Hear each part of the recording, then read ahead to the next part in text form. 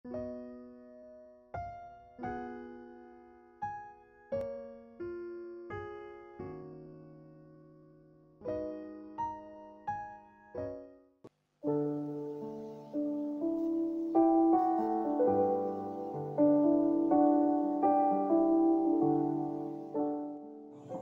malam Bapak Ibu dan saudara yang dikasihi dan yang mengasihi Tuhan. Pada ibadah hari ini yang menjadi nats atau bacaan khotbah kita diambil dari Yeremia pasal yang ke-23 ayat yang pertama sampai dengan ayat yang ke-8. Mari sebelum kita membaca dan merenungkan bagian dari firman-Nya, kita berdoa lebih dahulu. Bapa di surga, kami bersyukur atas hari ini penyertaan-Mu dan berkat-Mu senantiasa hadir dalam kehidupan kami. Terima kasih atas malam hari ini Engkau kembali memanggil kami dan kami memenuhi panggilan-Mu mewujudkan ibadah pada saat ini. Beri kekuatan, beri pengertian untuk kami bisa mengerti akan kehendak-Mu. Di dalam Tuhan Yesus Kristus kami sudah berdoa. Amin. Yeremia pasal 23 yang pertama sampai yang ke-8 yang demikian. Celakalah para gembala yang membiarkan kambing domba gembalaanku hilang dan terserak.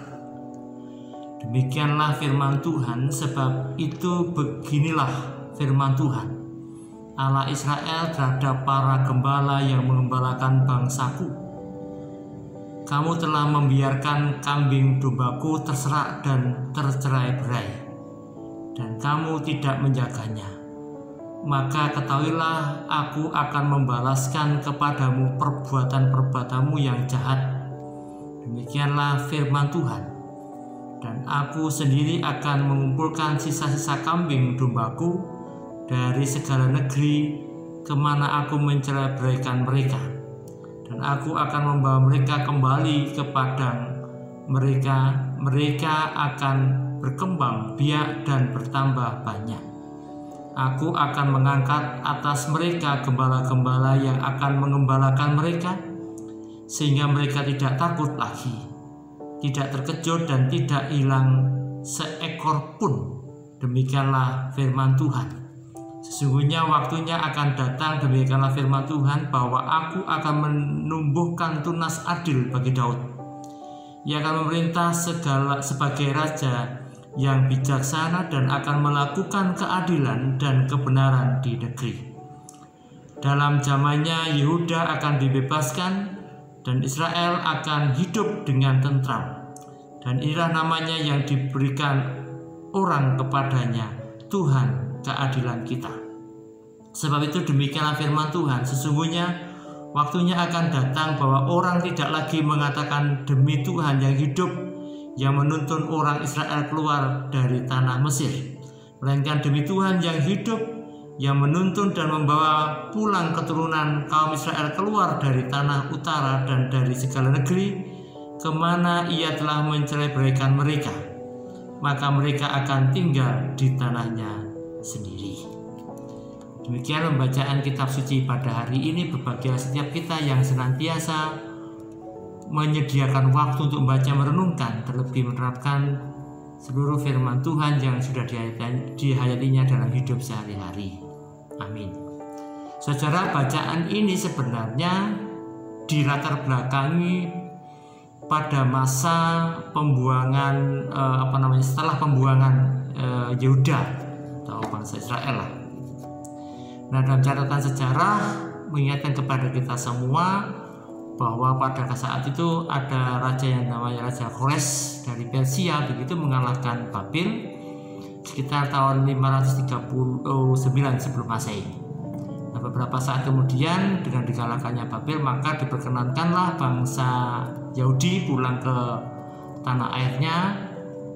Beberapa saat kemudian, tepatnya mungkin 1 tahun setelah itu, yaitu 538 sebelum Masehi, bergerak mundur tahunnya. Nah, inti dari semuanya itu adalah cara Allah menyelamatkan umatnya dari Babel dan kembali ke tanah perjanjian, tanah yang disediakan oleh Allah, yaitu tanah mereka sendiri dan tidak lain adalah tanah Israel itu. Nah, kita berbicara tentang gembala dan kawanan dombanya. Nah, yang disorot tajam dalam bacaan kita hari ini adalah Allah mengingatkan kepada para gembala sebenarnya. Karena tugas gembala itu sebenarnya melindungi dombanya agar tidak tersesat. Nah, dari sana sebenarnya satu hal yang paling utama dari seorang gembala, para gembala adalah melindungi para yang dipimpinnya, melindungi mereka yang diarahkannya. Gembala itu harus melindungi kawanan dombanya. Ini pekerjaan yang paling utama. Nah, konsep melindungi di sini pastilah diawali dengan pengenalan diri. Sebab tidak mungkin kita melindungi sebagai seorang gembala tanpa mengenal dombanya. Satu-satunya cara kemudian untuk mengenal adalah mendekatkan diri yang tidak hanya sekedar pada batasan mata, tetapi lebih pada batasan mata hati. Sehingga perlindungan itu akan maksimal dari beragam sudut pandang begitu, sebab sudah mengerti cara melindungi yang dimaksudkan di sini supaya tidak tersesat. Berarti ada cara bagaimana orang itu mengendalikan dombanya itu dilindungi, dan tidak mungkin jika tidak mengenal para dombanya mengetahui cara untuk melindunginya. Sehingga cara yang terutama dalam melindunginya adalah mengenal dengan baik. Itulah sebabnya cara mengenal dombanya tadi itu adalah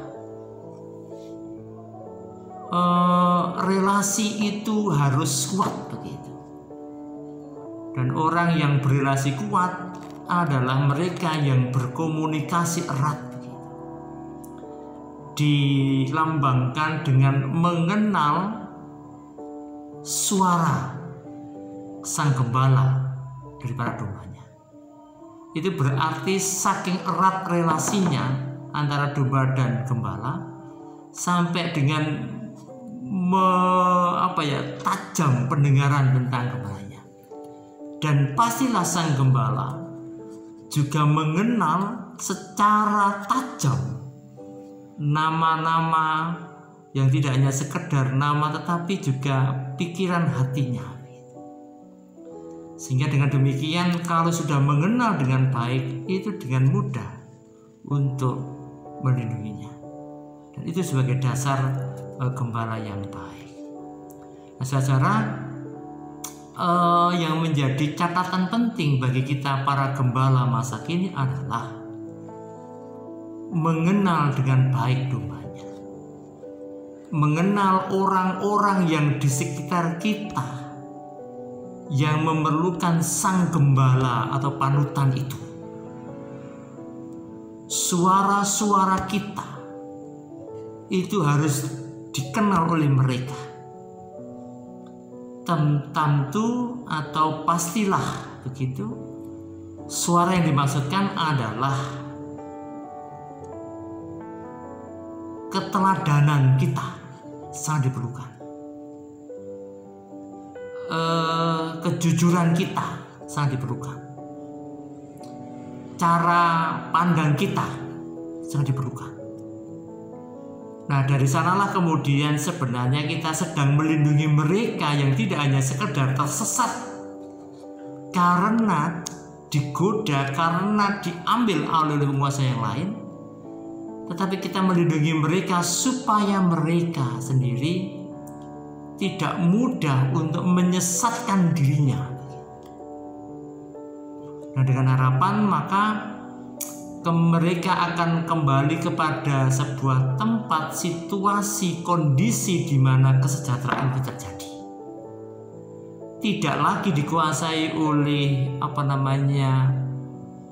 pihak-pihak yang menjadikan mereka itu lengah begitu dan masuk dalam perangkapnya, tetapi mereka bisa mandiri ke tempat yang sudah dijadikan Allah. Dalam hal ini adalah ke tempat, ke situasi yang sejahtera.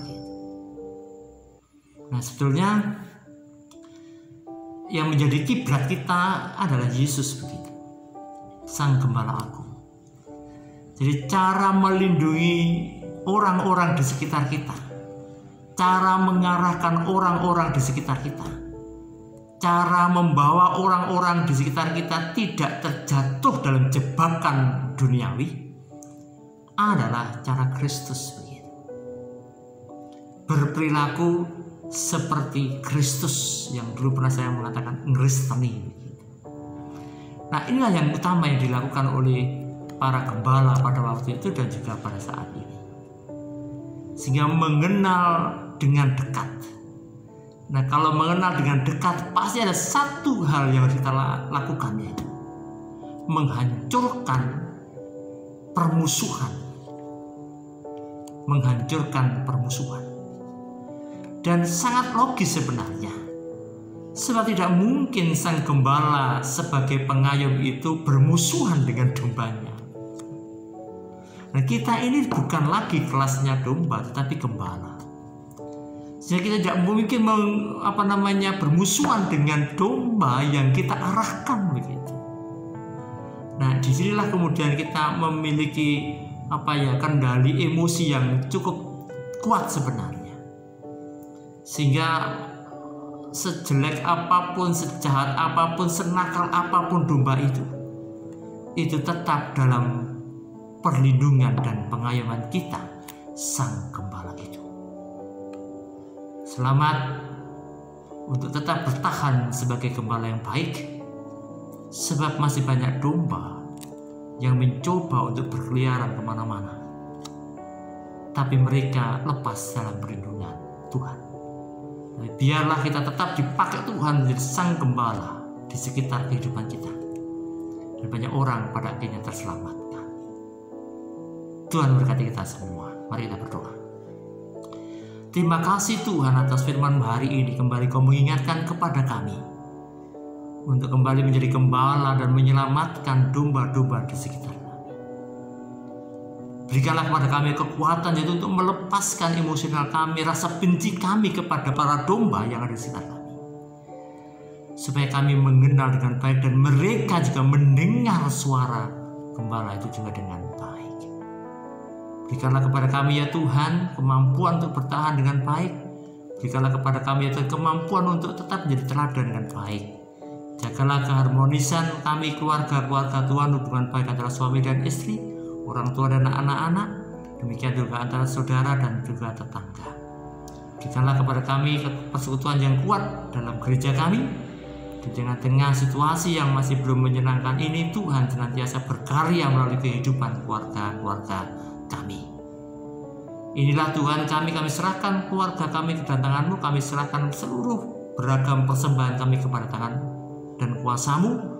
Dan malam hari kami akan mengisahkan jiwa dan raga kami, pimpin kami supaya kami bisa bangun pagi dalam keadaan selamat. Kami berdoa untuk orang-orang yang sedang sakit dalam perawatan, dalam pemulihan, jamahan tangan-Mu Tuhan memampukan mereka untuk mengalami kesembuhan, karena Engkau adalah Allah yang luar biasa. Mereka yang kekurangan Engkau lengkapi dengan kebutuhannya.